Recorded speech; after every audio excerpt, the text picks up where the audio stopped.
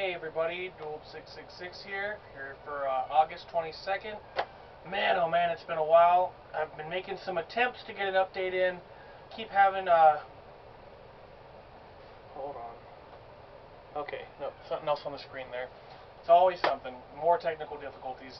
Anyways, yeah, the camera has been not operating correctly. It's been splitting files up really weird and just doing all sorts of weird stuff. So anyways, it's been taking so long to get back to do this. Been out celebrating 9 years with my wife, went on a camping trip with some close friends and just hanging out. You know, celebrating nearly a decade together, so there's all that too. Having a lot of time, spending a lot of time with my wife. And all three of my bands are also in the process of getting new music out. As soon as October, for at least one of them. But more will be coming out after that, so I'll keep you guys updated with that as well. Links at the bottom after the video as well in the description if you guys are interested in checking that all out. But let's go ahead and get down to business. You guys know how I like to do it. So cheers everybody. Just some Modelo today, nothing fancy.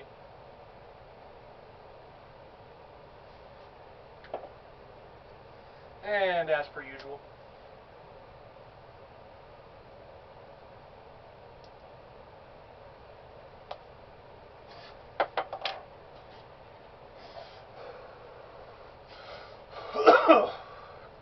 Alright. Oh yes, good stuff. So we're going to have a few non-horror entries real quick, and then we'll get into the other stuff, the horror stuff. First one here is Quentin Tarantino's Once Upon a Time in Hollywood. Just came out a few years ago. You know, as it goes with most of these new Tarantino films, it's not that I ever dislike any of them, but I just feel he's slowly slipping away from what made him so great with each film that goes by. This is a great movie. I'm not saying I have many complaints with it. It's just that I don't feel it holds up quite as well as most of his older work. But, you know, Once Upon a Time in Hollywood, not a bad film at all. So there's that. You'll notice I'll probably be going a little faster than normal because I really just want to make sure this take goes well and get it up tonight. So next up is 300.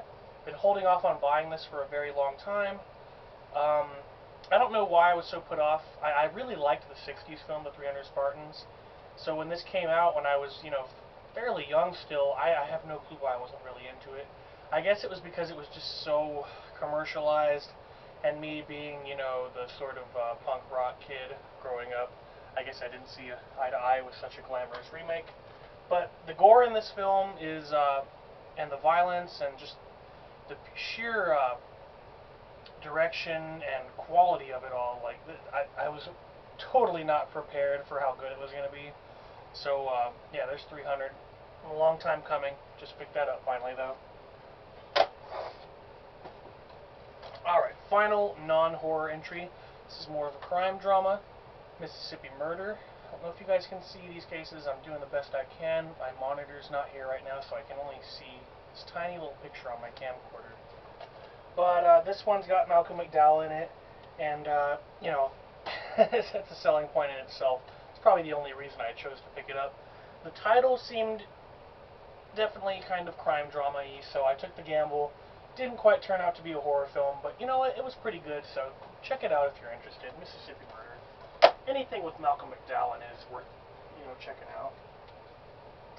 And I have the same policy for this next one.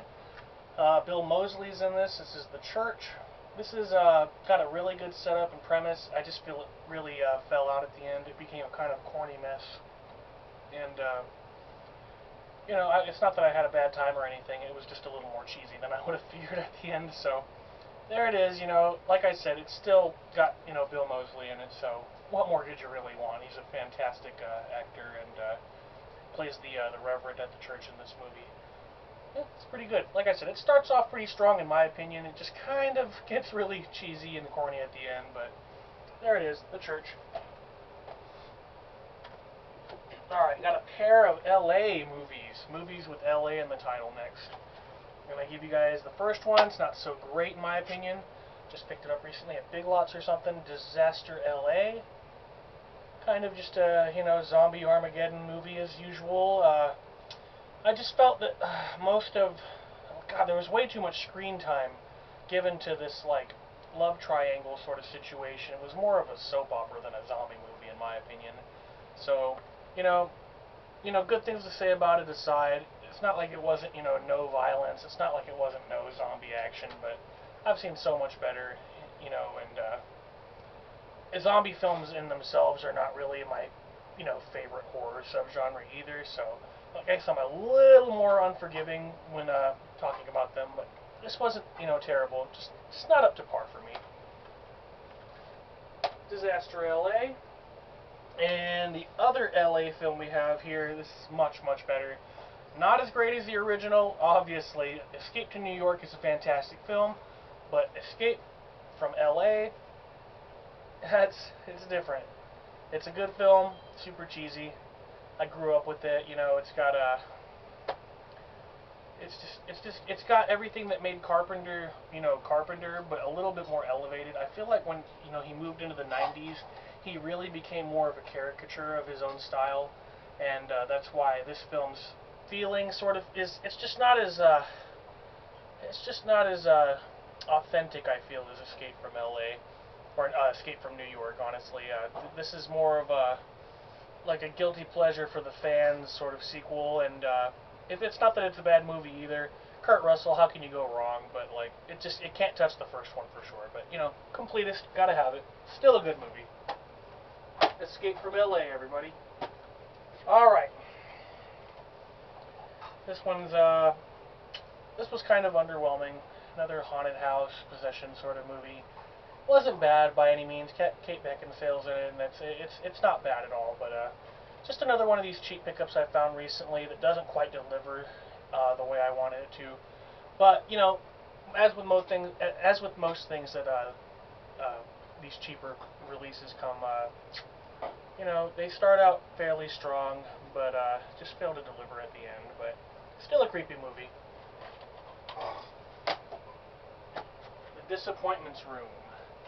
Alright, speaking of disappointments, I've got one more here that I'm really not too fond of. I saw it for really, really cheap at a pawn shop or something recently. I figured I may as well get it. Scary Movie 5. Oh man, this was a travesty. I could not believe that the franchise had sank so low, from such a massive high. The first movie is so good, and the third and fourth one are alright. I really can't stand the second one myself, but this was just a giant disappointment in my opinion, and I don't really want to talk about it too much more because of that. So, there's Scary Movie 5. As always, I'm a completist. There it is. I don't know how much it's going to get watched, but we'll break it out for some marathons eventually or something. Alright. We got The Strangers next. Super, super classic film at this point. This came out, right when I started collecting, and I kind of put it off for years. I had seen it very early on as well when it came out, but I guess it just didn't quite make the impact to, join the collection. I've put it off for pretty much a decade now getting this film, and I just grabbed this as well as the sequel, found that on Blu-ray. So I gave these two a watch together, and man, oh man, they're both so, so good. For different reasons, of course. First one being a little more stylish, a little more reserved in the jump scares, and just, it seemed to be more authentic, obviously. But then I heard a lot of really bad things about this sequel, and I went into it, expecting a fairly bad movie, as some sequels can be, and I gotta tell you, for different reasons, this really delivered. I actually really like the sequel, so you should definitely all go check out The Strangers. Both of these films are awesome. Alright, so you may have noticed we broke into some Blu-rays, so we're going to get rid of the other Blu-rays now. Got T3, Terminator 3. This is the last Terminator film I saw in theaters years and years ago. And the first three films are the only ones I really care too much about. I will probably acquire the other films, as I go along, but it was cool to finally see a really cheap Blu-ray release of this, so I finally picked it up. Not much you can say about it. A lot of people hate this film, but I thought it was, pretty solid. But I saw it young, I was pretty impressionable, and I really liked the Terminator movies when it came out, so you know, it's got a soft spot in my heart. Next up, this is going to be the last Blu-ray for the update. This is Color Out of Space with Nicolas Cage, and I gotta say, I was fairly disappointed in this. The movie overall is not bad. I can't really, you know, detract from it so much. But Nicolas Cage, you know, he's hit and miss, and he really misses in this, in my opinion. It just reminds me of all the reasons why I don't watch a lot of his movies. And not to mention me being such a, you know, huge Lovecraft fan, this just didn't deliver for me on the level that I was hoping. It is what it is. It's not a bad adaptation or anything. It's just not what I foresaw, not what I craved. So there's that. Got a couple of really cheap releases coming up next. I went Redbox hunting as well. So we found, here, I'm going to open them up so you guys can see the art, because there's no cover art. Disc art instead. Got Hunter's Moon. It's a pretty solid werewolf flick. Kind of corny, cheesy at the end, but it's one of the best werewolf films I've found in recent years, alongside stuff like Howl. You know, the werewolf genre is also very hit and miss, so it's cool to find something that has at least decent transformation scenes and good violence and gore and stuff. So check out Hunter's Moon. It's very cheap at Redbox right now. Got one more from Redbox. Probably going to acquire this in its own case eventually, but I really wanted to see it, and it was cheap. So, Scary Stories to Tell in the Dark, the Guillermo del Toro film. This was just okay. The books being so pivotal for me and my wife, we went into this just like, God, it's got to be good. And you know, I really appreciated how they loop stories from all of the books, even the third book, you know, into one cohesive plot line.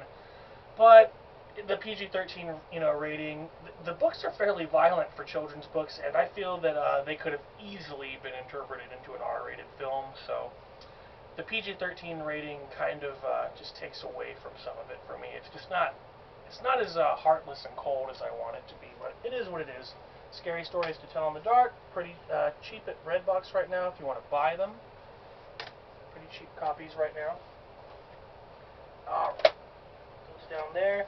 Then I've got one of these little Family Dollar sleeve releases, and this just says Horror Classics, and I have no clue what was on it, you know, when I found it, so I took the gamble and just bought it for the $2. You see the cover art there a little bit.